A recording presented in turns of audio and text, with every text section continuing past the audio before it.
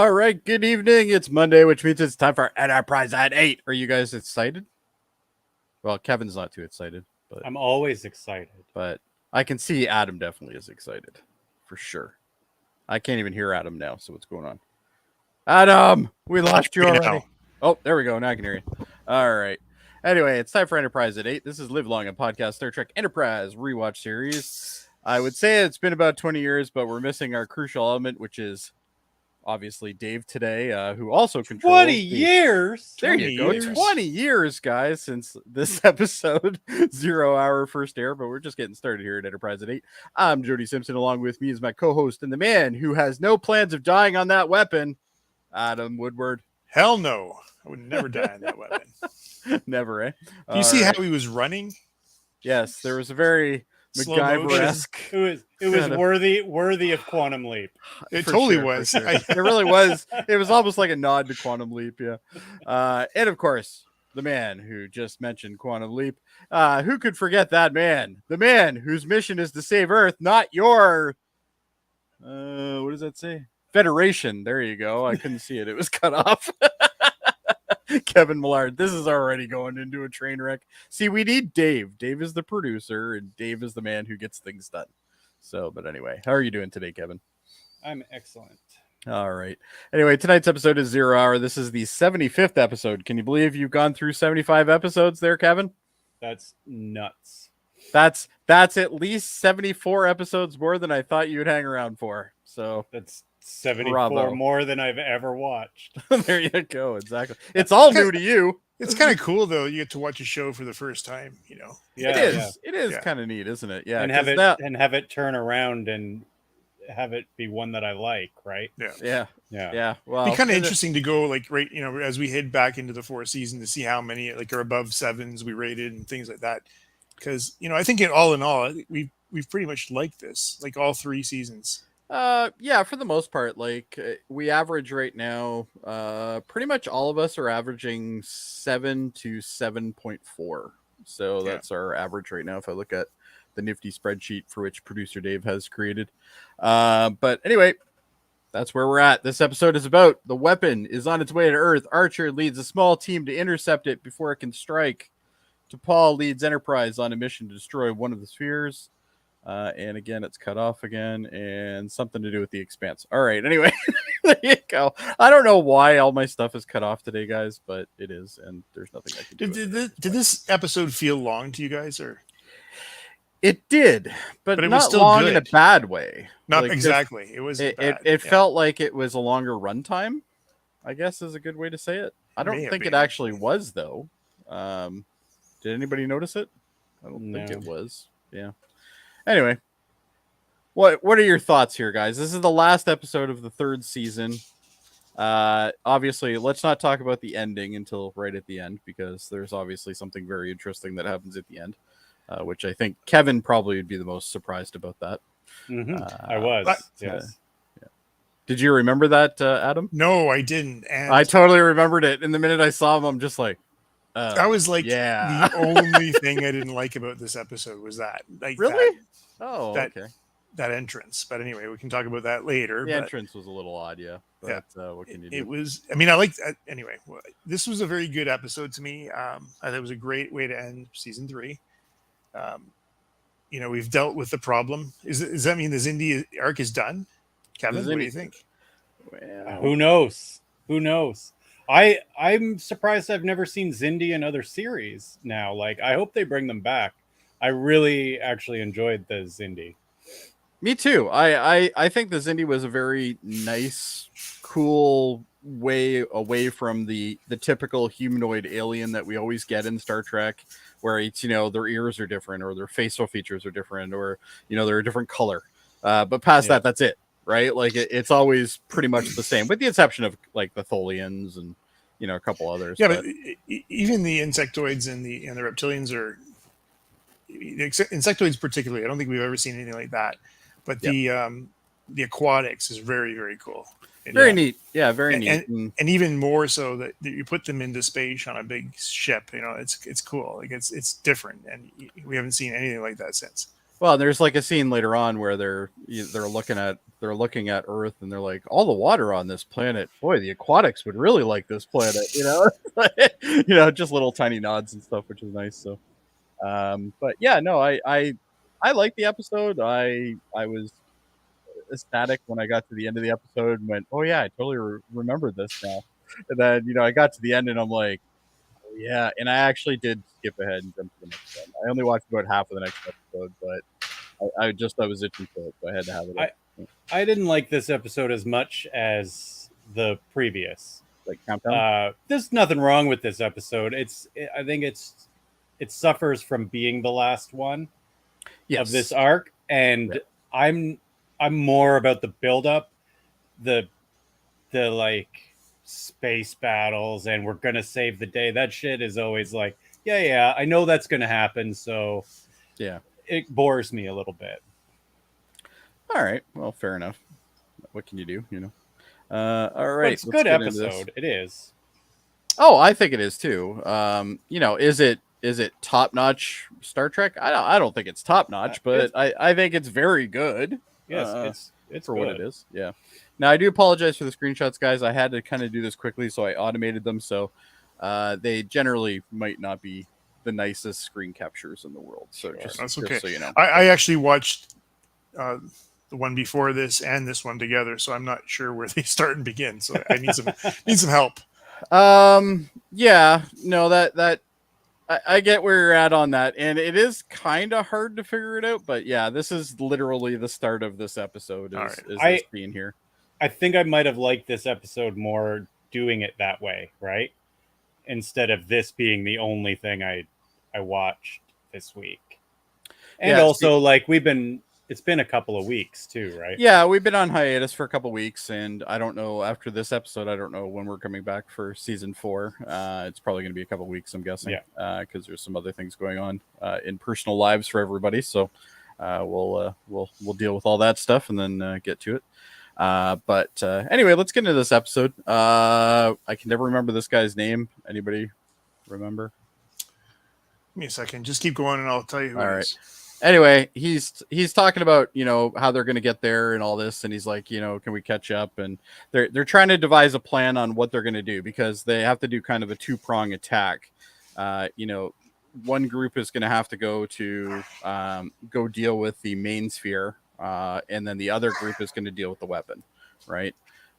Which I believe, which one is he in? I can't remember.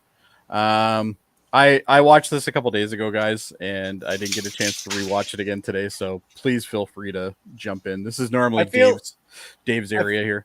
I feel like they should have named this. They missed an opportunity to name this A Tale of Two Spheres. Rather than 0 hour.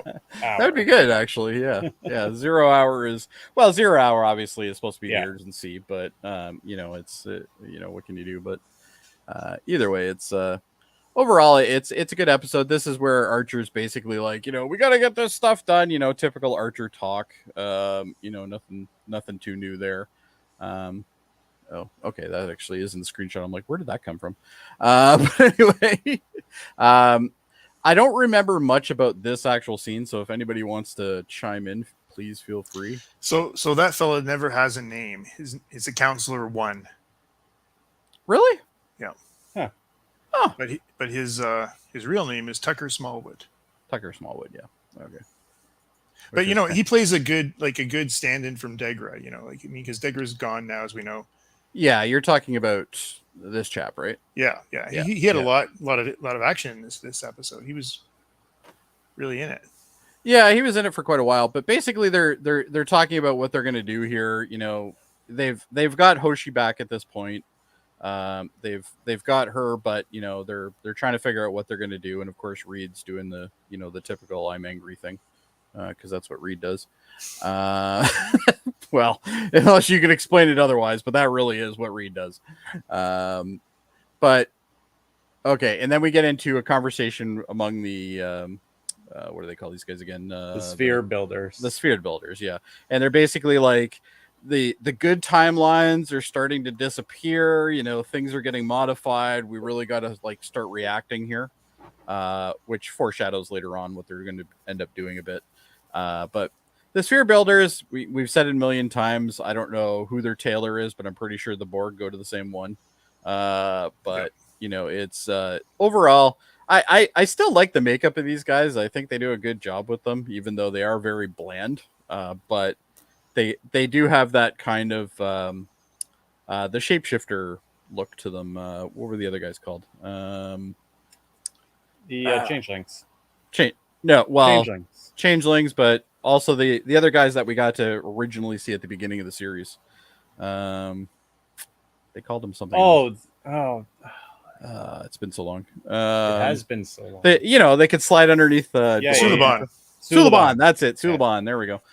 They kind of have a Suliban like kind of texture to them anyway. They got that cantaloupe texture. But they're smooth, so they're like prepubescent Suliban. Oh, there you go. They've done this. Do you remember the now again taking you? I take you to Next Gen for a second, but remember that episode where they were bringing the Romulans and the Klingons, and everybody was like looking for pieces.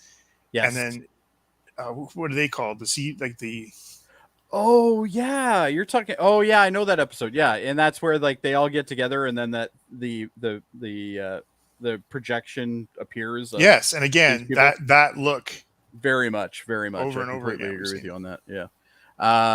So anyway, Enterprise is like, okay, well, it's time we got to get over there and deal with this sphere thing, and then this is where T'Pol is basically T'Pol's mad. Like she's noticeably upset and angry, and she's like, you got 2 hours to get this thing done, and he's like, you're gonna completely destroy this this weapon that they're kind of building.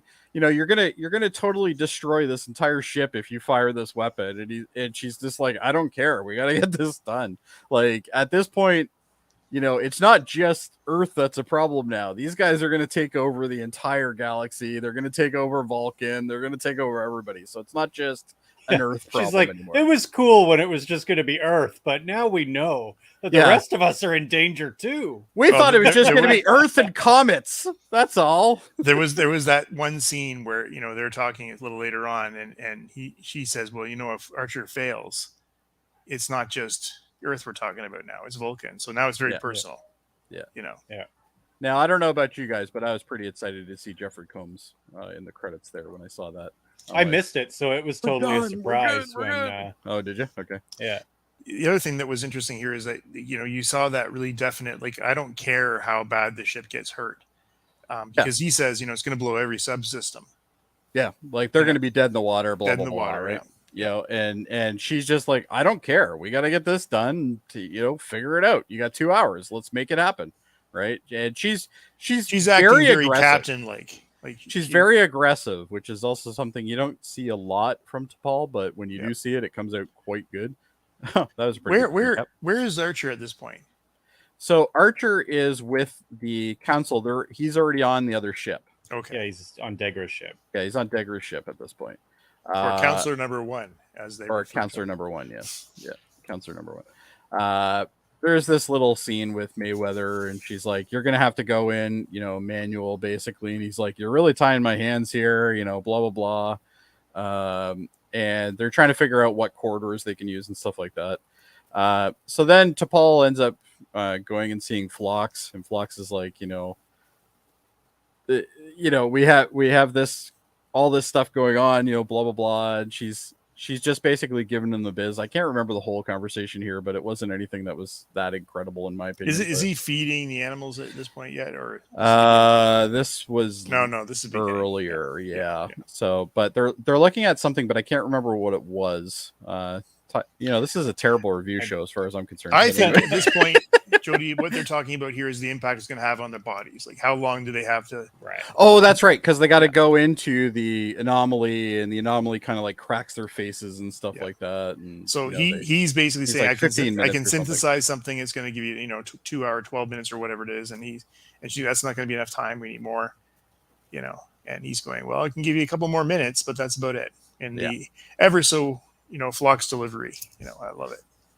Yeah, that's one thing I like about Phlox's character. He very rarely changes his demeanor, which is kind of, in a way, it's almost refreshing, because a lot of the characters in Star Trek really change their demeanor from situation to situation.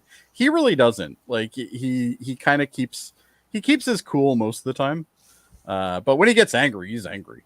And then we get a cool little shot of Degra's ship, which is actually a fast little bugger. I'm almost wondering if this is like kind of like a precursor design to Spock's ship in the Kelvin timeline, right? Because maybe. It has kind of that kind of like back fin system kind of thing going on. You'd stick a fishbowl on that, and you've got Spock's ship. Basically, yeah, fishbowl sideways, but yeah, fishbowl.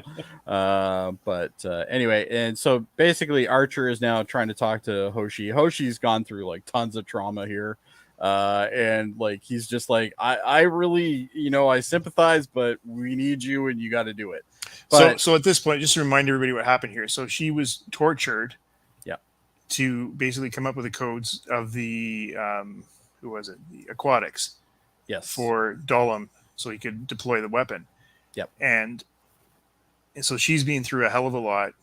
And she's had parasites put in her, and she was in sick bay, and then Archer ordered her over to the other ship because that happened in the last episode, right? Yeah. So now she's on the other ship and is now trying to function. Yeah, she's on Degra's ship, and they're flying. They're hauling ass to the weapon basically, but they need her to be able to decipher some of the information, like how to, disable the weapon and whatnot. Right, and she was there, so she's got more insight than anybody else. Yeah, and she's like, what I liked about this is how she portrayed the trauma, because there was a point where she was talking like Archer was actually one of the bad guys, and she's actually talking to him, and she's like, I've already given you the 3 codes, like leave me alone, and he's like, who are you talking to, kind of like, right? So I like that they kind of kept the trauma in there a bit, because like she's still recovering. Like I believe in the last episode, Countdown, I'm pretty sure like Phlox was like, you can't put her on the ship. Like she's like brutal right now. Like, and he's like, I don't care. We got to take her. He also said, if you're going to do this, I got to go with her. Yeah. Yeah. And he didn't end up taking her, end up taking him anyway. Well, I mean, Captain said basically, you got to stay. We need you here. Yeah. You need you here. Too bad. Maybe if you had a staff, you could go, but we didn't think about that. But we didn't think about staffs. Next Thursday. We're putting them in next Thursday. But anyway, so yeah, Archer is like, he's having a hard time with her, but he's trying to be patient with her, but he's on a time crunch here. Like he's got like less than 2 hours at this point.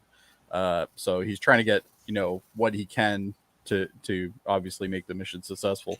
But again, this shows exactly how Archer has, he has to go places he doesn't like to go. Yes. Even with his own. This is not the Archer we started with. The Archer we started with was, the fun-loving dude who. Oh my God! Do you remember the conversation they had on that wherever they were, and it'll be fun. You get to see. You'll be the first one out there translating for humans, and because he went to Brazil, I think, to see her the first time. That's right. Imagine her conversation in her head, like, you remember how you said this would be fun. Yeah. Well, and the funny thing is, later on in the episode, she talks about how she was actually pretty ill when she first met him in Brazil, and now she's got to talk to him again while she's ill, right? And he's like, it's kind of a back and forth. But I do like this dynamic. I think Archer and Hoshi play off of each other fairly well. I think Hoshi did a great job of, it's nice to see that Linda Park can actually get some like acting chops going here, because like they've really underutilized her. They've wasted her. Like she's been, when she does actually have a couple lines, she's pretty damn good. Yeah, exactly.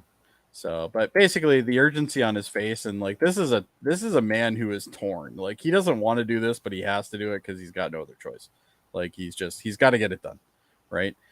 So then we go back to the weapon. The weapon's being escorted by the reptiles, reptilians, and they're talking about where are we going to end up, in relation to Earth, and they're like, yeah, we're going to be about 800,000 miles or kilometers away from it when we come out of warp or whatever. And he's like, yeah, but it's going to take you how long to get this thing going? And he's like, I want you to get closer. And he's like, well, if we get closer, it's going to be a problem because, we're going to be,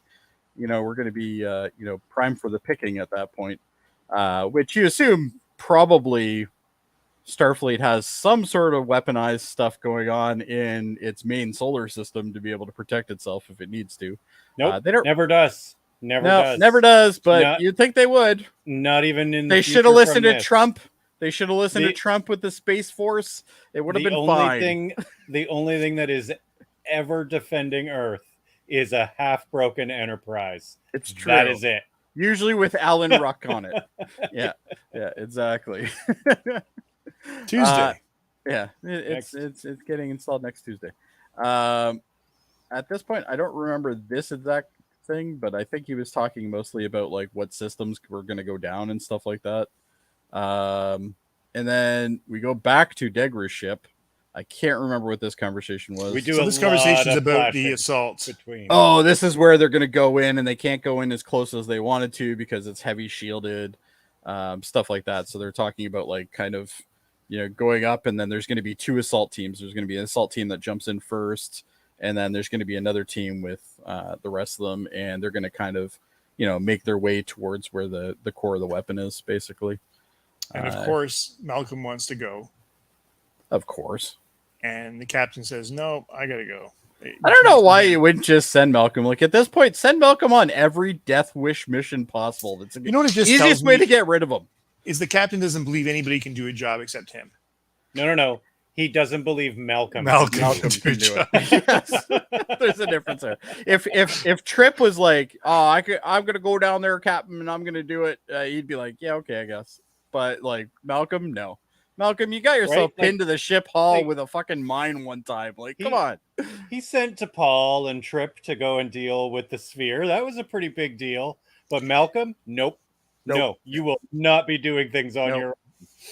Nope. You need supervision, my friend. You couldn't even bloody install lasers on our bloody ship before we left space dock. And you're still doing this, Couldn't even defuse a mine without getting pinned to the fucking hull. And peeing in his suit. Yeah. Now I think our screen capture thing missed it, but basically all of a sudden Archer's in this room and he's with Daniels, and Daniels is like, just so you know, like this is what could happen, right? And he's like, "What the hell is this?" And he's like, "See that guy way over there, over on the left-hand side? That's you 7 years from now. And this is when they're going to be forming a federation of planets." Funny enough, it's kind of interesting that he wouldn't recognize himself in only 7 years. Well, if you look at how far they are back, though, like you can barely make out people. Like it's so. I would say, I'm sure it's more for the viewer than anybody, but it's one of those things, right? But I do like the set piece. I think they did a fairly good job on it. The animation was okay. If Dave was here, he would say the people weren't walking correctly, which is true. Well, it's kind of true. But I don't even notice that shit. I don't know why you guys notice that kind of stuff. I notice it, but I don't care because it was 20 years ago when they made this. Like, this is it was a cool scene because first of all, you're right drawn to the Federation emblem at the top there. So something's up, and he talks about there's a Tellarite, Dorian, Vulcan, somebody else, and you are there, right? But what I liked about this is that it really did start to show more organization. Like I think it's a step up for the humans at this point, from where they were. Oh, we just want to get to space, and now they're starting to organize. But the Andorians too, right? Yeah, the Andorians. Yeah, thank the you. Andorians are there. Yeah. The other part I loved about this episode was like Archer didn't even miss a beat. He just goes, "Oh, what do you want, Daniels? I have no time for this." Yeah, we can't. He's getting so used to it now. Yeah, we can't really see much, but like I guess this is supposed to be Archer right here. Probably. But you can't really make out too much of it, but it is what it is, I guess. But basically Daniels is like, when you're successful, this is what's going to happen. So like, don't risk yourself. Send Malcolm. Don't risk yourself. Send somebody else. You need to be here for this, right? And but in a way, this also spoils it for us, right? Because we know he's going to live because obviously this is going to happen, right? Up until the end of the episode. Up until the end of this episode. Yeah. What is this scene here for? Yes. It makes more sense at the end. Yeah. Yes, it makes a lot more sense. It does make more sense at the end. But basically, if I haven't said it before, I think I have, but I'm going to say it again. I cannot stand Daniel's outfit, costume. Yes, it is. Yeah, I don't like his face much either. I don't know why. Yeah, Daniels is not a great, like, I like Daniels' character in concept, but in actual reality, the outfit is terrible. It's hard to see from our screenshots, I think, but basically it's, well, actually the screenshots isn't too bad. This monitor in front of me is darker, so that way it doesn't reflect too much on me, but yeah, when I look at it on the other one, yeah, it's definitely, you can see more of the lines and stuff like that. It's very almost like a cocoon type situation. It's so weird. With the worst collar ever. Mm-hmm. Yeah, that collar is pretty non-existent. Yeah. But basically Archer's just like, oh yeah, this would be kind of neat, but yeah, I got other things to do. Do you think you can put me back in time now? And Daniels with his mascara on and stuff like that. Everybody's That's a great point, though, is like, what the hell was this scene for? This scene is to set up the next 2 episodes, I think, really, because it's supposed to show what was supposed to happen versus what actually happened, right? So it's I don't know, it's very vague. I like Archer's line here, though, when he was like, when he says, at least it's, or Daniel says it's this is supposed to happen, or at least this is the way it's supposed to happen. Yeah. And Archer was like, well, what if it happens another way? Why is this way better? Like, that's a good question. It is. Yeah, because, like, let's be honest, like, he's very familiar with Daniels at this point. Like, Daniels has popped in and out a couple times now. Archer isn't even phased by being thrown back and forth in time at this point. Like, you would think it's annoyance. He's just annoyed. Yeah, it's more of an annoyance at this point, because he's like, I'm in the middle of something. Why are you showing me this? I don't care. Like, show me this when I have something not to do, right? But obviously he's had a busy schedule over the last season, with everybody. But I like the fact that he's still wearing a holster and all that, and I thought that was kind of fun. But anyway, because at this point I don't think that little phase pistol is going to do him much good right now. But whatever. But anyway, he looks out. I like how we get to see like the skyline of San Francisco and stuff like that as well. Even though it's obviously muted from the curtains there, but. It's kind of neat. But Daniels is like, this, you're important to this. Like, this is an integral part of you. If you die, like, this is gone, and then we're gonna have a bigger problem. He's like, well, somebody else can form the bloody Federation. It doesn't really matter. He's like, well, no, it's got to be you, basically. But anyway, and I do like the fact that, like, Archer, it looks so beat up at this point. Like, he's been through hell and back. And then there's, Mr. Clean over on the other side here. He's like, I'm just jumping in and out of time. No big deal. But anyway, so then we go back to the Enterprise. The Enterprise, we have Phlox. I think Phlox was writing a letter to somebody at this point. Like, he was reciting a letter. Yeah, he's writing but he was giving his like last will and testament, essentially. Yeah, he's basically like, give my stuff to so-and-so. And I guess my third wife gets this. My second wife gets that. Yeah. No, my third wife's husband gets this. Yes.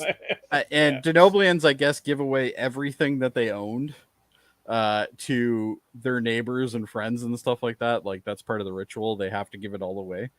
So I thought that was kind of neat. We get a little bit more of an insight into Denoblians. But again, he's just so calm and collected. He's got a smile on his face the whole time while he's talking about this stuff. Yeah. Like, this is a man that does not fear death. Like, it's he's not, and he's going through the motions, of course, of doing his affairs, but but it doesn't bother him. I just think it's part of life, and this is I've got to do, as long as I can do this step, I'll be happy to die. Exactly. Yeah.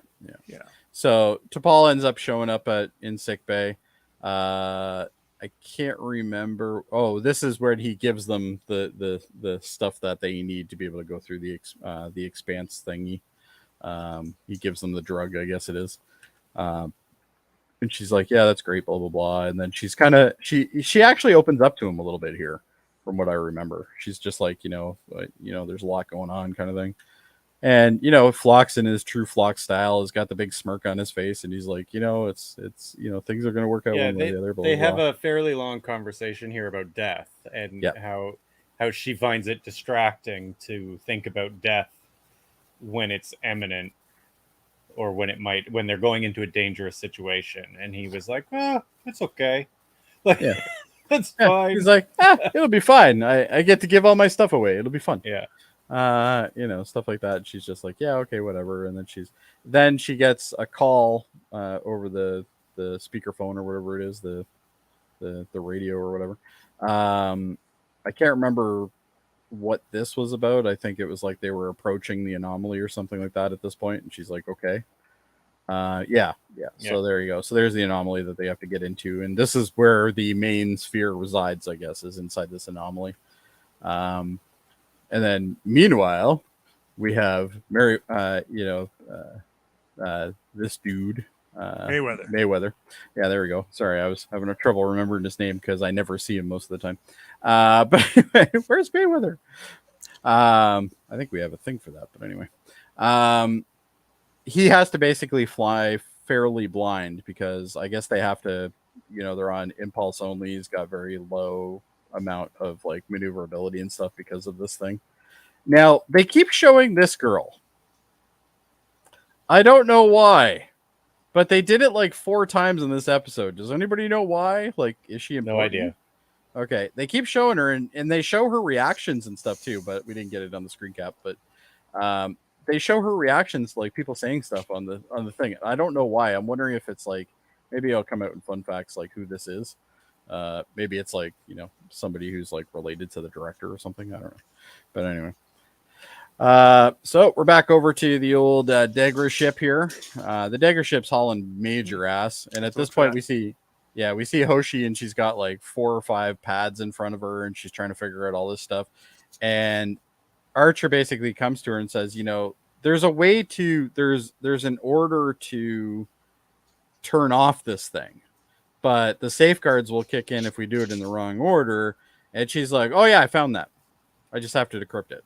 Right. So she's in the process of trying to decrypt it and stuff like that. And again, they talk again, and Archer's like, I'm sorry I have to put you through this kind of thing, but it is what it is kind of thing. Again, Hoshi, I think, does a really good job. Linda Park, I think she does a great job of portraying what's going on. Like this girl's having a hard time because like she's still dealing with parasitic infection. She's dealing with, obviously the hostage situation that she was in, and mentally she's exhausted, right? So the fact that she can even do this is pretty impressive, I think.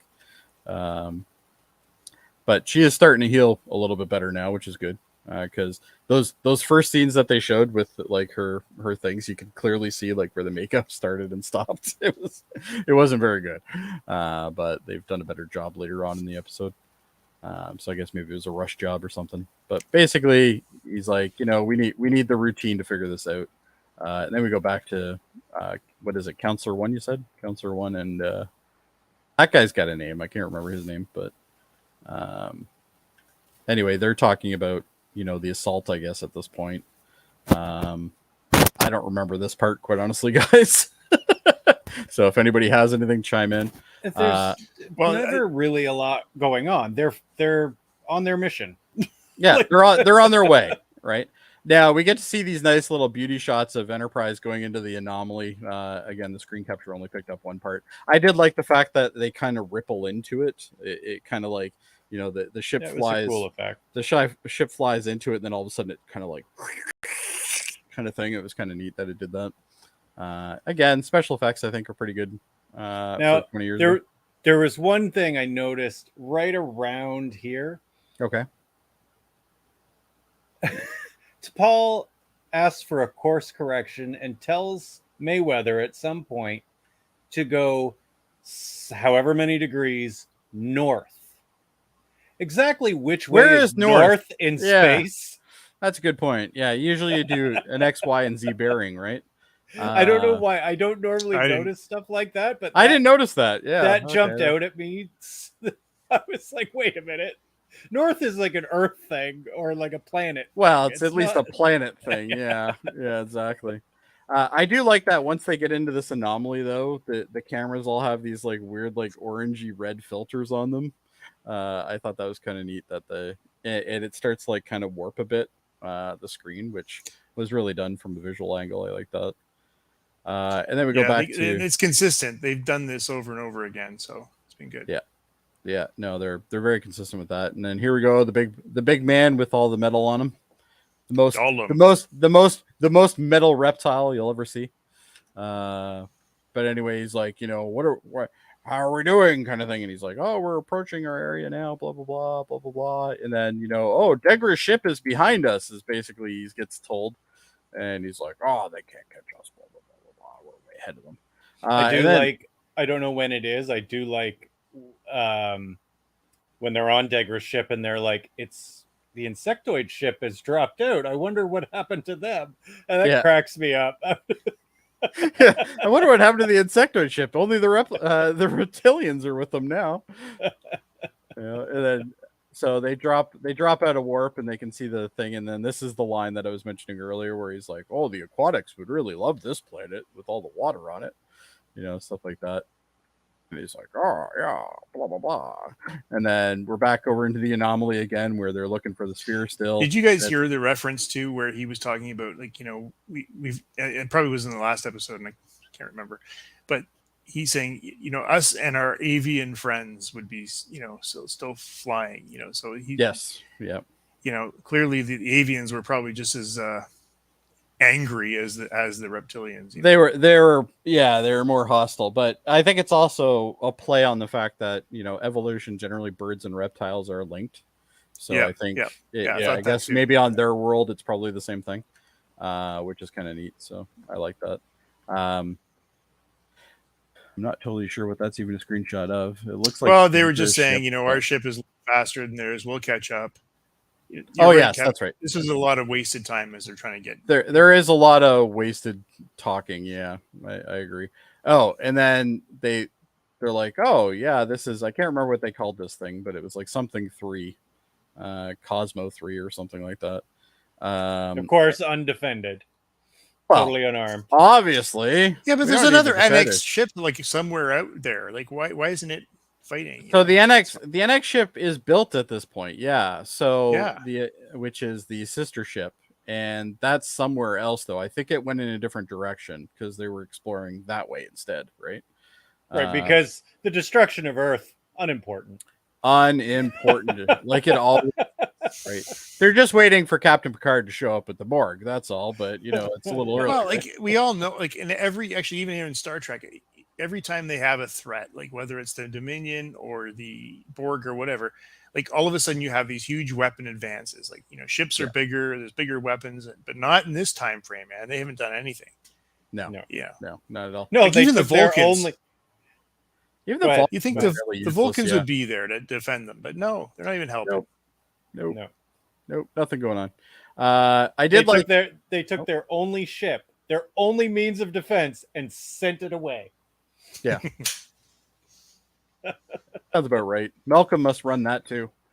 But yeah, I did like the external shots that they, especially these close-up shots, because if you notice, like pieces are like hanging off the ship and stuff too still, which I absolutely love. We very rarely get to see like broken and battered ships in Star Trek, so it's a real treat, I think, to see the actual effect. Yeah, and they just keep abusing it. Like, it's just, they're abusing the hell out of this ship. Like the NX for all intents and purposes should not even be flying at this point. Like it should be be crash landed on a planet somewhere.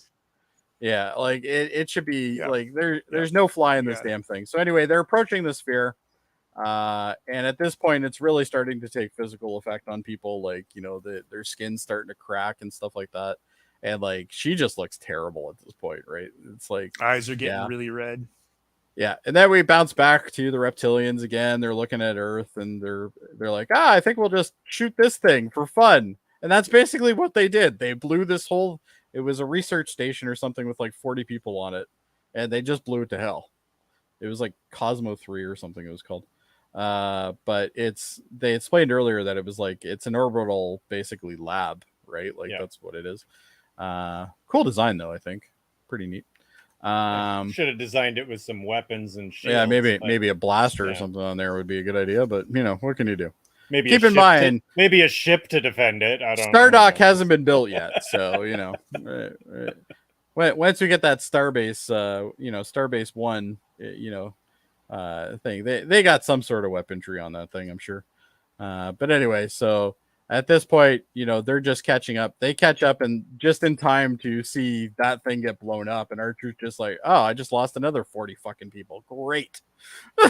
Because he's like, 7 million wasn't enough. I got to do another 40, But anyway, the explosion was cool, I thought.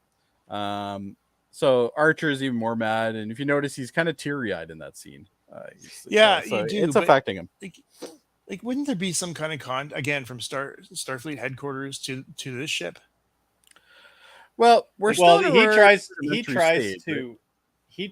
to hail the station. He tried to hail the station, yeah. And but the planet's the just weapon. There. Yeah, well, Well, later why on, is there no defenses at Earth ever? I don't know. You're right. Okay. Alan Ruck is in charge of this. That's the reason why. That's my answer. How many Tuesdays have to go by until we get something? A lot of Tuesdays, bud. To defend the planet. Yeah. So anyway, but and at this point, like everybody's cracking up except for the Denoblian. For some strange reason, he's not affected that much by this at all. He probably has like the extra strength version of the serum. Yeah, he just gave everybody else the normal one. Good batch. Yeah, he's got the good batch. Everybody else has got the batch. But anyway, so Enterprise starts firing, and again we get another nice little beauty shot of it being completely wrecked beyond like it's got like that's why he was so relaxed. He wasn't even worried. He just gonna ride this thing out. Yeah, he's like, I'm gonna ride it out like I ride everything else out. Oh, these screen cats are really useless. All right, there we go. Okay, so this is all of a sudden the what do they call it? The sphere builders, right? All these ones. Yeah. So they show up on Enterprise and they're trying to fuck around with Enterprise. They're basically like shoving their hands into things and they're doing, there you go. There's the scene there where they're shoving their hands into various things. And I guess because they're on a different temporal plane, it just interrupts things. They just look like they're finger painting. Yeah, they're like, oh, it's one of those discovery places at a science center, where it's like, what are you touching now? Yeah. So it's one of those things. But basically, we get a lot of that. But every time that they bring those people into, they're talking. Yeah, every time you bring those guys into, you're saying, oh, the probability of something, the right outcome is not in our favor right now, and it keeps getting worse. That's why they have to go and intervene here. Yes, yeah, they're trying to get the good timelines to show up for them, right? But they're slowly being diminished because obviously humanity has a way. But anyway, so here we go back to the big boy again, and he's basically telling the guy like, "Are we ready to fire yet? Let's get this thing going here." And he's a very impatient man. Like this is a guy like they have like this planet-sized weapon, and I'm sure it takes more than 10 seconds to get this thing armed. Like it. They said it took like, what was it? It was like 2 hours or something like that. It needed to arm or something like that. I guess it's got to like build up its energy or something. Yeah, kind of like a camera flash. Yeah, same idea. Like an old camera flash. Yeah, the new ones not so much, but the old ones you had to kind of like take a shot and then wait like 30 seconds for it to recharge, and then you could take another shot.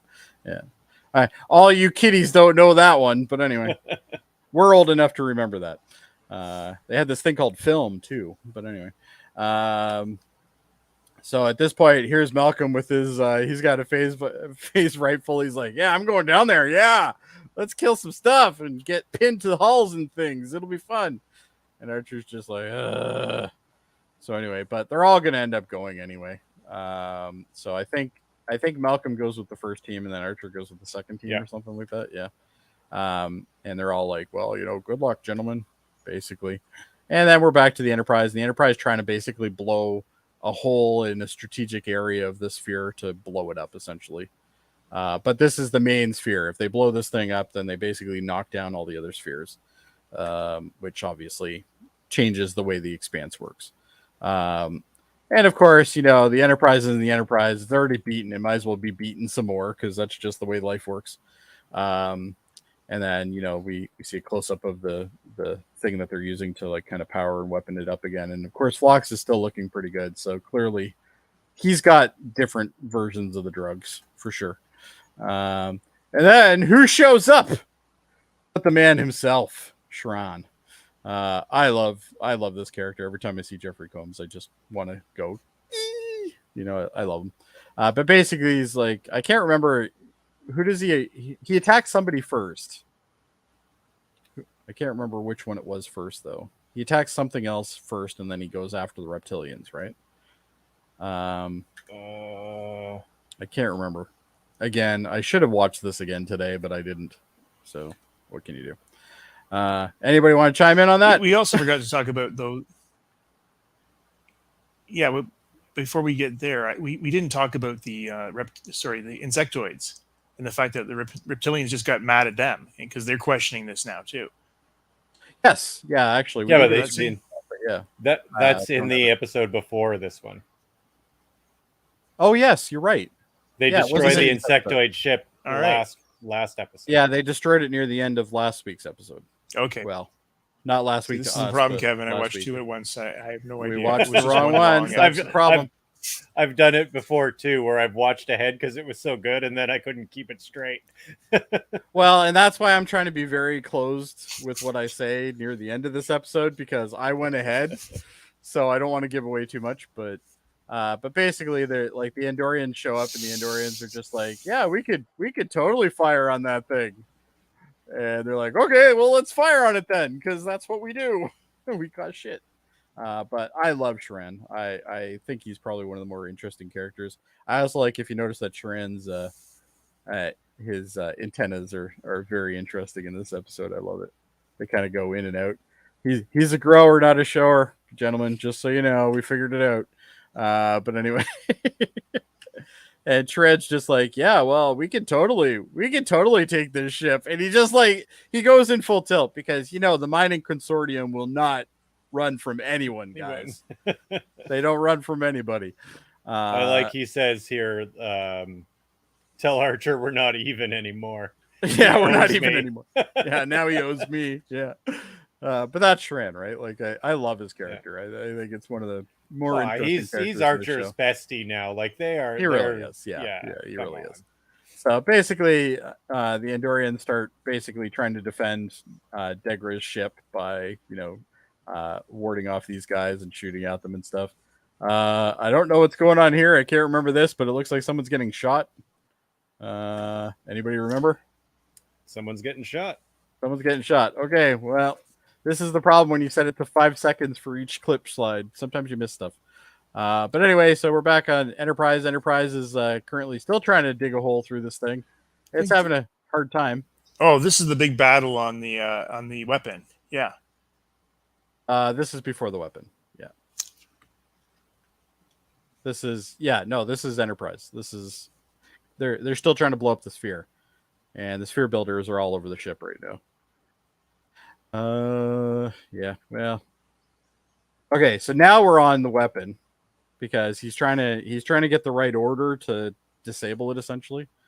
I guess it's one of those things where you have all these tubes. I think we've seen this before where you got to do tubes in a certain order. Oh, yeah, it's a classic Star Trek. Star Trek thing. Yeah. It's like, oh, you got 5 tubes, you got to do them in the right order or something. It's the same thing with the with the you know what this is? It's right? Just yeah, or it's just cutting the wires in the old bombs. Don't cut the red one. Yeah, don't cut the red one before the blue one or whatever. Yeah. So guys, basically, yeah, we can hear you. You're a little delayed, but we can hear you. Yeah, I think we might be a little out of sync. Yeah, I think we're out of sync because you're kind of delayed a bit, but we wait for you and then you start talking. So it's like, okay. Yeah, but anyway, we'll get through it, guys. Don't worry about it. But anyway, Hoshi's trying to basically say, you got to do this one, then this one. But Hoshi's basically telling him, you got to do this one, then this one, then this one. And then at some point, Hoshi stops talking to him. She's kind of freaking out a bit as well. Well, she almost gets shot. Yeah, she almost gets shot by, I guess we don't have the clip of that either, but one of the henchmen guys takes a shot at her. He's shooting at somebody else as well, but it also pings off of her, I guess. He's shooting the attack team, I guess. And then the sphere builders are still on Enterprise. And we're back to this. They jump back and forth. Yeah, this is something that I didn't like about this episode is the constant back and forth between the two planes. Yeah. It's kind of irritating. I agree. So here we go. We got the guys. This is on the sphere, I believe. Yeah. No, this is on the weapon. Yeah. So they're on the weapon and they're taking shots. And then one of the Mako's guys basically gets kind of blinded and he gets caught. And then he ends up fighting him. Like, we finally get to see Makos do something other than shooting corridors, because that seems to be all they normally can do. But this guy's he did a pretty good job, Jody. He did of taking that weapon away from him, and yeah, he took the weapon away. He was trying to sweep the leg and everything. Like, he was doing a good job, and then unfortunately he met his demise. Well, the reptilians are pretty strong. We see that when yes, what's his face fights Archer there at the end, and he just throws Archer around like a rag doll. Yeah, and this is very reminiscent of the whole, air duct scene in Return of the Jedi, or no, sorry, Empire Strikes Back at the end, where like the guy goes down, and then later on, actually in Return of the Jedi, when the Emperor gets thrown down as well. But anyway, there's a nod, I guess.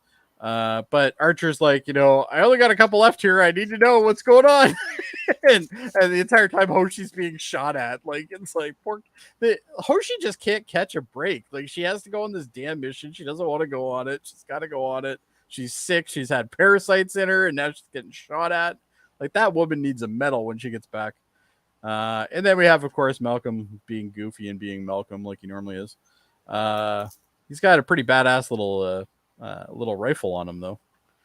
And then we're back to the Enterprise again, and the Enterprise is finally starting to actually break the crust on this big gobstopper of a sphere here. And these guys are near the end of their limit. Like, they're breaking up hard at this point. Like look at Trip. Like, Trip is like, he looks like the surface of Mars, man. He's brutal right now. And sphere builders are still sticking their hands in things they're not supposed to be sticking their hands in. So what can you do there?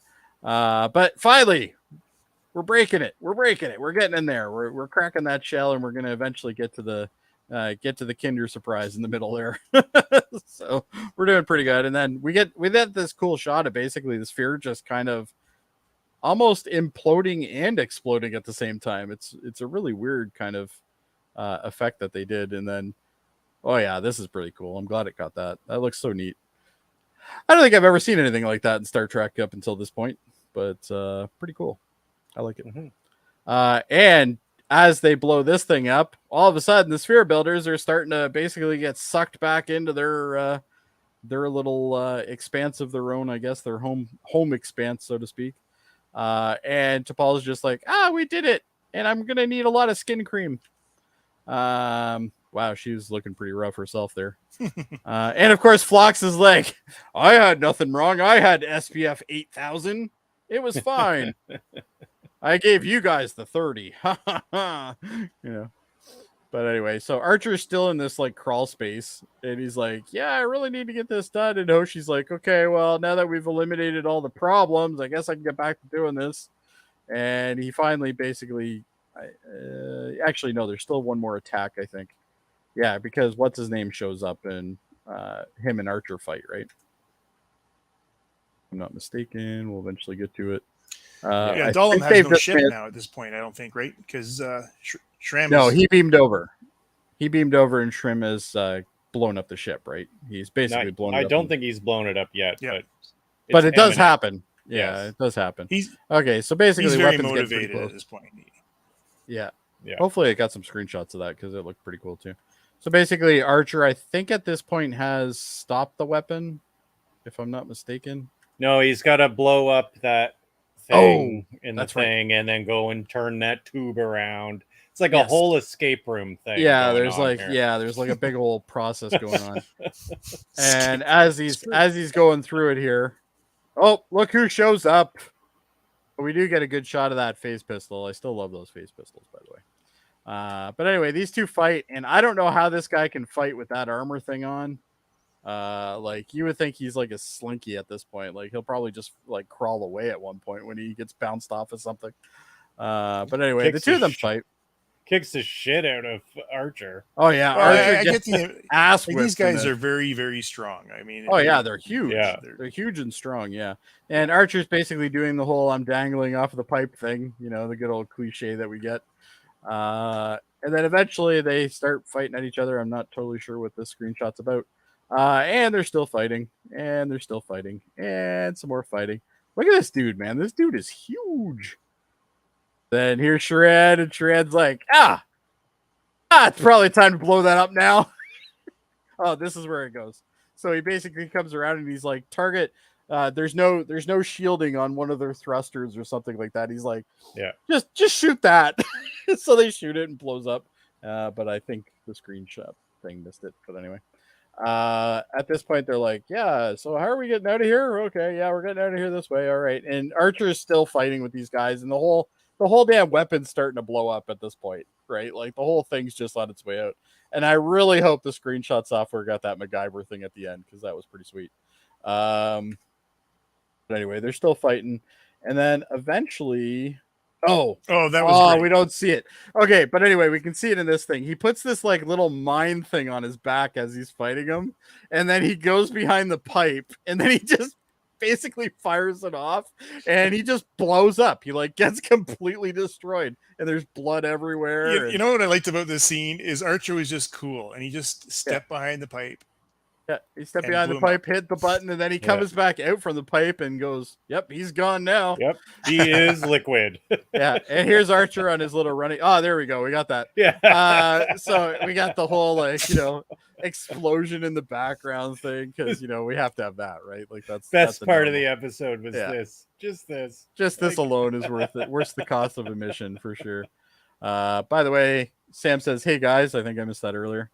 Hey Sam. Speaking of the young guys who don't know what things are, or what was it? Sam probably. Film you're referring to. Sam probably has never used a manual camera before. Probably not. He probably grew up in the age of digital. Yeah, no. But anyway, but Sam can always comment on that later if he wants to. All right. So anyway, we see the nice glory shot of the weapon basically exploding. There it is. If you look closely, you might get to see an arm or something of what's his name. But anyway, and then we go to black, and then at this point, we're back to the Enterprise. At this point, mission successful. Other than we now have to deal with, we're gonna go back to Earth at this point, and the Aquatics have the fastest ship, and they can basically just take them in their bay and then send them back, right? Now, it does take them a little while to get back. I don't know the exact time frame, but my understanding... Well, they opened a conduit, right? Like one of those conduits they have, and they can get there fast. Yeah, but if you notice, they're all healed by the time they get back to Earth. Right? They said days. He said, Fox said days. Yeah, there was definitely some days, because this is before the Aquatics take them in. They still got the bad skin cancer at this point. So the Expanse is returning to normal space, as they said. Yeah, so the Expanse is no longer expanding; it's actually shrinking, and now it's turning back into normal space, and everything is good. I like this. I liked this scene. He calls her the oil painting, and she's like, "I'm not old. I'm not old. Only 66. Yeah, I'm only 66. Yeah, but I like that. I like their dynamic, especially in the next season. Their dynamic is pretty interesting in the next season. But anyway, so yeah, they have the whole, that was kind of rough, blah, blah, blah, kind of thing. What are you going to do now? Well, I think I'm going to go back to Vulcan or something. Sorry? Yeah, with her, though, she's getting control again. You can see she's not the weepy, out of control Vulcan she was. She's starting to get back to the strong T'Pol, right? Like the commanding strong T'Pol. But, so anyway, we get this. And at this point, they're like, okay, well, blah, blah, blah. They're having a discussion. I can't remember what the discussion's about, but it wasn't that interesting from what I remember. And then eventually they get back to where Degra's ship and them are going to meet. So Degra does the little docking thing. Well, the Degra ship does. And they go back to the airlock. And the one thing that they notice is Archer is not with them. And they're like, where's Archer? Where's the captain? Yeah, where's the captain? And Hoshi looks like she's had better days for sure. But Malcolm's like, yeah, he didn't. He the thing blew up, and yeah, he didn't come back. So everybody at this point is like, Archer's dead. Like he blew up in this weapon, which sets us up for the next couple episodes because spoiler, Archer's not dead. But anyway, so then the Aquatics show up with their ship. They put them back into the hull again. And at this point, they basically Counselor One, as we now know, is his name. Counselor One comes in and he's like, this is good, blah blah blah. These guys will take you back to your home system, and at this point they'll drop you off, kind of thing, in a couple days. And she's like, that's great, blah blah blah. And there was something else she said, but I can't remember what was said here. But I don't remember it being that relevant to anything. But now that she's talking about how the council is reconvening again, minus the reptilians. But he's like, the reptilians will eventually join us again. Yeah. They'll come back once they figured out what they did wrong. Blah blah blah. Stuff like that. So it's kind of neat to see that at the end of the day, the Xindi really do understand that they were actually in the wrong. But we'll see how the reptilians take it, I guess. I don't think we get any more of Xindi in next season, from what I remember. Well, actually, they weren't. No, this is it. But it was one faction of the Xindi who were the problems. Yes, well, two technically, because the insectoids were also with them, right? So, but basically, and she goes back, and Phlox is, of course, feeding his many different creatures that he has, because that's pretty much all Phlox actually is paid to do, from what I understand, is just feed things. He basically runs a zoo, and once in a while, he's like a part-time healthcare worker. But anyway, so, and of course, there's Phlox's very inappropriate smile. Every time I see it, I'm like, it's just a slight bit creepy. He does such a good job of it. But anyway. So, and I guess he's talking with her about her kind of mental health, I guess, a little bit. How are things, blah, blah, blah. And she's like, all this happened, blah, blah. But I don't remember most of this scene either, quite honestly. It didn't leave much of an impression anyway, from what I remember. Oh, and then, obviously, what's his name? Porthos. Porthos is still staying in sick So I think they're just talking about the captain. Yes. Yeah, I think you're right. Porthos, yeah. And Porthos has lost his best friend. Yeah. And about how it's going to take time to heal, to be better. For Porthos to be better, but they're really not talking about. They're not really talking about the dog. Yeah. They're talking about her more than anything. But yeah, so anyway, and then we see what ship is this again? No, this is where they get dropped off. They get dropped off by Earth. They go out of the bay, and at this point, it's been a couple days, so everybody's looking a little bit better. Linda Park now has just slight little bumps on her head now from the parasites, but a couple days ago she was looking pretty rough. But anyway, so they're obviously starting the healing process, and they're like, oh, there's that little blue marble. And Hoshi, basically they're like, we told you to stay in your quarters, and she's like, I'm not gonna miss this, blah blah blah, which if you've been away from your home planet for that long, I guess it would be nice to see it again, obviously. So they all get to kind of see it. Hey, Jody. And they're all, yep. There's that delay. Yeah. Did we lose him? Hey, Jody. Yep. Can you hear me? Yep. I'm going to reboot and come back in, okay? Okay. Okay. Well, we're near the end of the episode anyway, but you can come back for fun facts. All right. So, yeah. So, anyway, they show up. Pop them out there for a second. All right. So they end up. Oh, I've lost my control on that thing now. Jeez, I'm having a bad time here. But anyway, they're looking at the thing, and then they're talking about. I guess they said something about Archer again, from what I remember. Oh, and they're like, oh no, this is where they're trying to communicate with Earth, right? And they can't. Nobody's responding. Nobody's responding in Earth, and then they're like, yeah, go grab a shuttle. You and Mayweather go down there. Trip and Mayweather go down, and they start flying. They're flying down, and they're like, yeah, it kind of looks the same. I don't know what's going on, and then all of a sudden there's machine gun fire. And they're like, what? And you know right away, as soon as you hear what's hitting them, you're like, time travel. Those are bullets. And then sure enough, there's Mustangs shooting at them, from World War II, essentially. And then at this point, we see a bunch of German speaking people all talking. And then this nurse, goes to the commanding officer and says something in German. And then at that point, it's this figure walks up and says, where is he? They're talking about this person that they picked up, and then don't you recognize the uniform? Blah blah blah, and all these Germans are looking at him, and then sure enough, this guy shows up. I can't remember what species they are again, but we have seen them previously. Have we? Yeah, these were the same guy. Aren't these the same guys that were in the 80s episode or the 70s episode? I don't remember. Baker Street or whatever it was called. I can't remember. Anyway, we'll have to figure that out. I think you got the name of the episode right.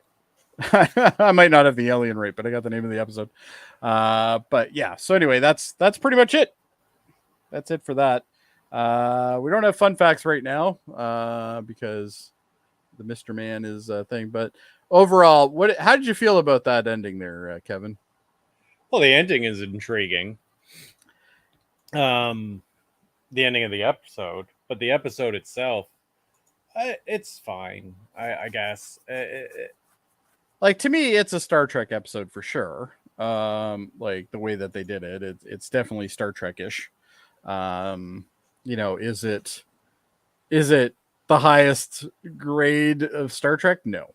I think it's fine. I think it's just but I think the twists are interesting. Yeah, I think it's just me. I'm not, when you're bringing everything to a close in these shows, it's kind of boring because they're going to win. That nobody consequential is really going to die. No. So it's kind of boring. Well, yeah, but that's what happens in all of Star Trek, though. The only time that never didn't happen was with Tasha Yar, right? It's not even just Star Trek. I mean, that's most TV, right? Like you get to the end of a season, you get to the end of a story. The end usually to me isn't interesting. Yeah, I thought it was interesting the way that they did this because usually like a series finale for the most part usually ends that arc and then they start a new arc, right? But this one arc goes into the next arc right away. And you don't get any real full closure. Like you're like, and actually in the next episode, there is, I will spoil one thing. There is actually a scene where Trip's like, I thought this was all over.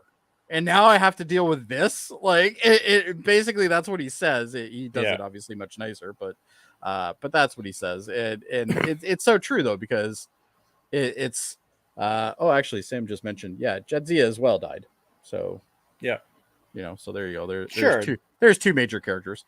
And Ro Lauren as well, technically, but she didn't die until the Picard. But same idea. But I like the fact that it was, look, here's Adam back again, I think. Well, he's coming back anyway. He's still loading up by the looks of it. But I like the fact that we have this huge amount of stuff going on, and then we think we're at the end, and then it literally goes into the next transition, the next story arc, which starts. So I did like that. There's Adam back again. Mr. Adam, are you with us? Maybe not. We don't know.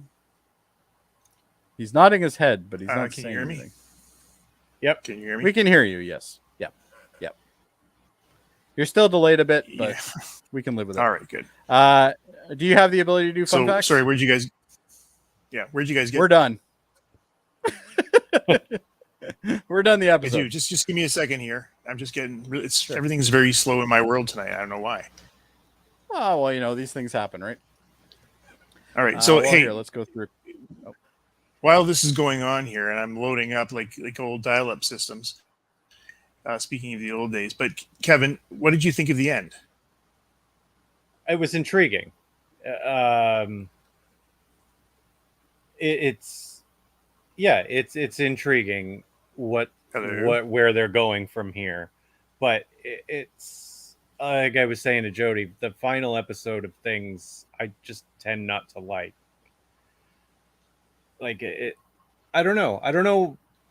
I'm always down for Nazi episodes in Star Trek. I think they're hilarious. Yeah, they're always good. They're always fun. Okay, Jody was saying that we had seen these aliens before.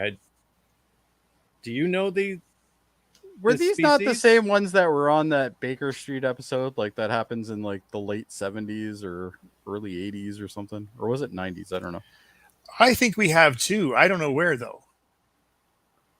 I'm almost positive they were the ones that did they were doing the different bloods. Like they were grabbing the different bloods, weren't they?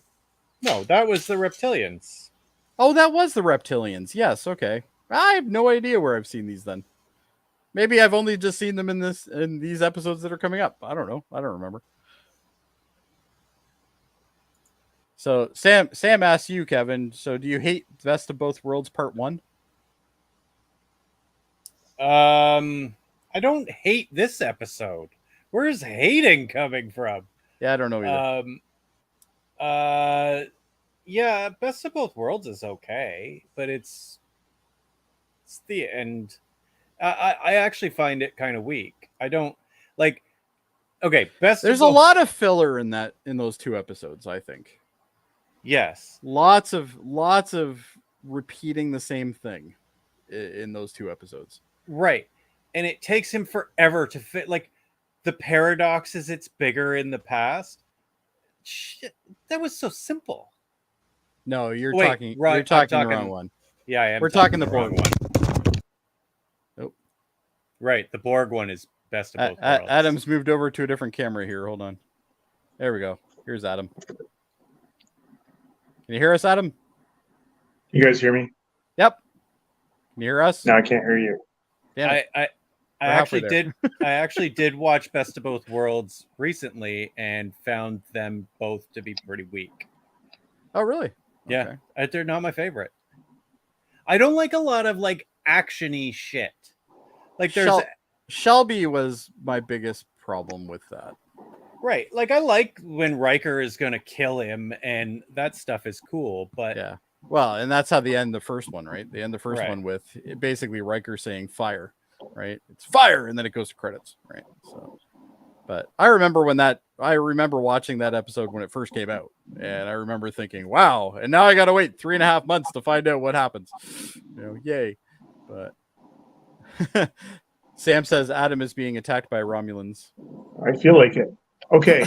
You can hear us now. Good. Yeah, I'm working on my phone here because I don't know what else is. Hey, it happens. Do you have some fun facts, or? I do have some fun facts. Fun facts with Adam. Thank you. No problem, and I gotta find my guy, my counselor number 1. All right. Okay, so he's played by a guy named Tucker Smallwood. This is interesting because. Oh, wrong one. All right. So I'm trying to get you in here, but I can't seem to get you in here, and I don't know why. All right. Okay. All right. So basically, he's been a supporting actor until now, right? Degra is murdered by Dahlem. He moved in to assist Janar. Janar is the what do you call him? The arboreal guy. Yes. And basically saying that only a fool would ignore Degra, right? And, he's got a lot of respect for Degra. So he committed the primate forces to stop the battles, to stop the Xindi weapon. So he becomes a major player. Too bad he doesn't have a name. So anyway, Tucker Smallwood, basically, he took it upon himself to name the counselor in a lighthearted joke reference, calling him Deepak Chopra. As such, he signs his autographs as the character as Deepak with a C, not a K. The makeup involving playing this character was, in Tucker Smallwood's own words, considerably more makeup than I've ever experienced. Smallwood found the Xindi primate makeup so tight around his eyes that it caused an issue with him trying to read the dialogue he was given. I had to type up my slides into a 14-point bold font so he could see it. Oh. He later explained that pore near my eye became so clogged with paint I was unwilling to miss being available. I liked my character so much but then he had a chronically clogged tear duct. That's the worst. Subsequent surgeries were unsuccessful. So, what you do to be in Star Trek, Michael Chan, watch out. Yeah, there you go. Eh? All right, so let's get on to the other stuff because there's a lot actually on this. Many episodes we don't have too much to talk about, but there's quite a bit here. This is the only Star Trek episode whose name begins with the letter Z. This episode marks the death of Dalam and also reveals that the founding members of the United Federation of Planets are humans, Vulcans, Andorians, and Tellarites. I guess we took that for granted because we just knew it, but this is the first time it was told. T'Pol finally reveals her age as nearly 66 to Tucker, who initially wondered about that all the way back to the great episode, Kevin. You remember Carbon Creek? Yeah. Oh yeah, yeah. Come to think of it, we didn't actually know how old she was until now. Yeah. Okay. Yeah. This episode marks the final appearance of the Spear Builders as well as the Xindi. Yes. Though there is a few stray reptilians that pop into nightmares as Archer has in the fourth season. Yes. Yeah. Because he struggles with that. Yeah. I get to tell you, I'm glad the Sphere Builders are gone. I did not. Yeah, I didn't really like them either. I don't think we have enough history or understanding what they're trying to do, right? Yeah. This is the first time that T'Pol speaks directly to and touches Porthos. And then following the destruction of the Xindi weapon, T'Pol makes a log entry as acting captain that incorrectly identifies the date as February 14th, 2152 rather than 2154. Yes, it is actually Valentine's Day. I remember that because I had to fill out the other part. Yeah. No explanation is given to why there are no Starfleet vessels in the vicinity to defend Earth. Because there never that are. That will be a question going forward in every Star Trek series. Doesn't matter. Every Star Trek series has that problem. Yeah, this is common to Star Trek, leaving it to the hero ship to save Earth, and especially noteworthy because Starfleet came to Enterprise's aid when they were attacked by Duras in the Sol system in the Expanse, and many of them are welcome at home in the end of Stormfront 2, Part 2. So the window behind Daniels and John Ruff and Archer is the signing ceremony was reused from a port that was prominently featured on the Enterprise Azati Prime, which also a scene where Daniels brought Archer into the future. Oh, and okay. I'll leave it here. Well, actually, two more. Rick Berman has compared this episode to Star Trek Deep Space Nine final chapter arc. He said this is kind of like Deep Space Nine in a way, has lots of threads that need to be tied up. We didn't have as many threads as we did with Deep Space Nine, but we had so many characters on that show.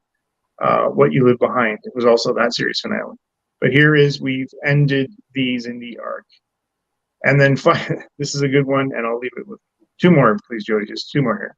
You can have as many as you want. All right. Well, in a special feature on the DVD, Connor Trenier says he believes that the producers deliberately created this ending so ambiguous that had the series been canceled, the reaction to it ending that way would have been so negative to make the network execs miserable. So I'm calling it a wily move on their part. So if you look at it from that aspect, yeah, that was actually a pretty good play on their part. And they were already worried about getting canceled. Yeah, at this point they were already they were already on the block in season 3. Yeah, I think that there was like a writing campaign that kept them going, actually, if I remember. Yes. Yeah, because this, now that everybody is starting to enjoy the show, UPN was like, yeah, no, we're going to cancel it. Yeah. This episode received another Emmy Award for Outstanding Prosthetic Makeup for a miniseries with movie or a special. Can't argue with that. I still think it has probably some of the best prosthetic makeup in any Star Trek series. Even to today's standards, I think it's still pretty good. I agree. So let's go do some ratings, guys. All right, ratings it is. All right, let's see if I can do this correctly. All right, I think I have to put that over here. And then we do this, I think. Nope, that didn't work. That's only Adam. All right. Well, that's what you were trying to do before. There we go. Well, that's close enough, guys. Let's do that one. Yeah, that worked. Again, we miss you, Dave. 0 hour. I already put mine in as 9.5, but actually I'm going to change mine to a 9 because even though I was originally up for it, there are some things I don't like about it now that we've talked about it more. Do you happen to have a rating for last week's episode, Adam? Yeah, a solid 9 for me last week. 9 as well. Okay, which now puts us to 9.5. So there you go on the last week's episode. What is this week's episode? Actually, I'm going to go with you guys. 9.5 for last week, 9 this week, Jody. I'm with you. I think this week a little weaker. Last week was. So you want 9 this week and 9.5 last week? Yeah, it was a nice setup, and then it's still. Yeah, I'm with Kevin. I think last week's episode was a better episode. Yeah, it's still delivered tonight. I liked it. Yeah, Dave, we don't have his ratings right now, but I'm sure he'll provide those eventually. Kevin? 8. 8. Okay. Wow. A little bit of a drop there. But that puts us at an 8.7. IMDb has us at an 8.5. Our combined average is 8.6. So we're pretty much spot on to where they are. And as Dave likes to do, the director was Alan Croker. This is a Berman and Braga joint. And the air date was May 26th of 2004. And it did happen in 2154, as you did state earlier there, Adam. So there you go. Not 52. That's right. Yeah, it's not 52. It's 54. And featured characters, I'm going to go with, well, this is kind of an ensemble thing, really. Yeah, it's everyone. I'd say that for sure. Gosh, we even had Hoshi in it. So Shran, just Shran. It's all about Shran. Wow, I don't know how to spell ensemble, apparently. How about just we put everyone. And Shran. Everyone and Shran. And we'll put in parentheses. Awesome. All right. All right. There you go. So that's our ratings for that. So the next time all of us are together, we'll be starting season 4. Whoops. There we go. Yeah, I think. Oh, well, Adam's bigger now, but that doesn't really matter. But anyway, it's fine. All right, guys. Well, that's pretty much it for that. I think we've wrapped up season 3, even though we did have some technical difficulties on this one, and we ran a little bit longer than we normally do, which is interesting because we had the one less person to talk, but we had more to talk about apparently. So it was a solid episode. Good ending to season 3 for me. I liked it. Yeah, I think it was good. Sam says it's an 8 as well, so he's with Kevin on that one. And Sam also says, what is the best season 3 episode and worst? Okay, well, we can give you that. That would be hard for me to pick. I gave out a lot of 10s. Yeah, well, I can tell you exactly which one you rated the worst. That's not hard. So for Kevin, the worst episode for him the worst episode was Extinction, which I can't disagree on him. I actually rated it worse than he did. So that was basically Extinction was our worst episode rated for the season anyway. Oh, actually, no, sorry. Excuse me. North Star actually got the worst one this season. Yeah, that's the cowboy one, right? That's the cowboy one. It is terrible. But yeah, and then as for our best episode, for Kevin, there was about he has 6 episodes that were all 10s. So for Kevin, this is a good season for Kevin. That's probably my highest number of 10s in a season of Star Trek. For Adam rated actually Countdown the highest, and I rated Countdown the highest as well. So last week's episode was the highest for us. So I would say, if we have to say it, I would say, yep. So Countdown was the best episode of the season for us, and then obviously North Star was the worst episode. So there you go. Second half of season 3 really brought it. Last third of the season, yeah. Well, to give an idea, since from 18 to episode 24, you gave out five out of 7 episodes you gave a 10 to. Yeah, it was a wild ride. I enjoyed it. So was that when they got like on with the mission? Is that what you're saying, Yes. Kevin? Yeah. Yes. Actually, yeah, that would coincide because literally the first episode that he gave a 10 to was Azadi Prime, which is literally when they kind of really start doing what they're supposed to be doing. Instead of going to cowboy planets. Yeah, instead of going to cowboy planet. Exactly. Yeah. So there you go. Anyway, guys, that pretty much wraps it up for us. I guess we'll do a little bit of a quick call out to some of these things that we do here. only because I kind of know how to do it, but I kind of don't. So, for instance, we have Locutors of Trek. They do a lot of mostly debating and subject, deep dives in certain things. Yeah, for sure. So they're great. Super Mater Brothers, they are brothers apparently. Only one of them ever shows up for the most part, but they generally talk about stuff like reality TV, like Survivor, Big Brother, stuff like that. And then we have Alex Blackburn and Michael Chan. They do the Hellbound podcast, which is obviously, as it says, a horror movie podcast. And then Davan does his own little one with called X-Rated, which is the X-Men animated review show. Very fun. He's had some good guests on there lately as well. And then there's also Graphic Histories. Can't remember who does that one, but Andre Mayet. Andre Mayet. Yes, that's right. Excuse me. And then of course they have Hold Up as well, which is Davan and Chris Murphy's joint. They do 3 movies at once. I can't remember who was the last one that was on that. That was me. Was it you? It was the boats episode, right? We did boats. We did Das Boot, Captain Ron, and some other piece of shit. Yeah, and if I recall, I think you said by the Heart of the Sea or whatever. Yeah, that one's stupid. Yeah, that's Chris Helmsworth, right? Yeah. But Das Boat, I understand, is one of your favorite movies now. Absolutely. Yeah, it's a great movie, eh? Great movie. I love that. Great. Love that movie. Wolfgang Peterson directed that. He directed a lot of great boat movies. He's had some really good movies, yeah, for sure. And Eamon does Eamon on Track, which he talks about a album with a guest. One album, they just talk about every track on the album, and from there they do that stuff, and that's pretty much it. We have some other stuff as well, but I'm not going to get into that because I'm not Dave. So anyway, guys, anything else we need to say, or we're going to wrap this up? We got Strange New Worlds on Thursday. Dude. Oh, that's right, Strange New Worlds on Thursday. I don't know when we're coming back. I'm guessing it's going to be probably 2 weeks at least. For us before we come back, so we probably won't have an episode next week, but the week after we probably will, depending on what's going on there. But there's some there's some things going on in the background that need to happen, so well, obviously those need to be focused on. But anyway, guys, well, thank you for joining me for season 3. Hopefully I look forward to the last season with you guys. We're 3/4 of the way through here, guys. We only got another 24 episodes. I hope it's just as good. Davan has promised me that I'm going to love season 4. If you enjoyed season 3, you're going to really like season 4. Season 3, right.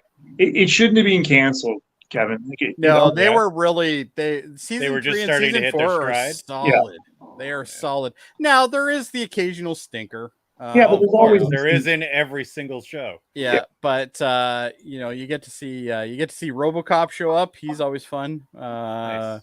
Obviously we get to see some Nazis, because that's always fun too. The Mirror episode's also in this season as well. I've seen that. That's excellent. The Mirror episode is fantastic. It's probably in my opinion, it's probably the best Mirror episode the best in Star Mirror Trek. Episode. Yeah, it's fantastic. And Hoshi, Hoshi. Anyway, but I don't want to spoil that. We'll get to it when we get to it. I will tell you, there's going to be a lot of screenshots for that episode. But anyway, and not automatically done, right, Jody? No, those are manual, my friend. Those are going manual.